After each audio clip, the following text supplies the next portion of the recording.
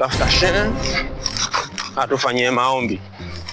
Yaani hapa muda hatuna, utatuambia nini? Ustazi mimi tena? Utaniambia nini? Wewe baba. Shehe yule hasa mkuombewa. Unaanzaje? Unataka mkondo kwa mkabila mtu mkuki kwa kwenda kwa mchicha ndio ufanye. Sasa mimi naenda. Basi alhamdulillah Mwenyezi Mungu inshallah.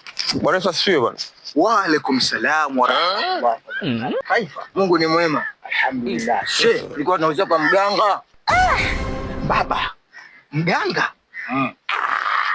Umetuma kwa basi mambo sio mengi, sikia. Mitai hapa hii hakuna malaya dada. Wale. Baba nimetumwa katika majaribu. Ngoja nimepe ufunuo kwanza kwa sababu nikiniangalia na hisi dhambi ya shetani na mikaribisho. Basi mambo sio mengi. Basi mambo sio mengi. Unasema unaulizia kwa mganga. Malaya. Kumbe ni malaya. Sasa umesikia. Unaona ikona. Ukinyosha nayo, ukikatisha kuna mtu anaitwa Ashura Miuno. Bwana ni hatari. Wewe anapiga miuno kama panga boy iko juu. Yaani nakwambia huyo ni hatari. Ukimkosa Ashura kuna Fatuma. Huyo Fatuma anakajua dali nakwambia. Yaani baba ni hatari. Kwa hiyo ukinyosha tuuliza Fatuma au Ashura. Basi. Kuna nini tena?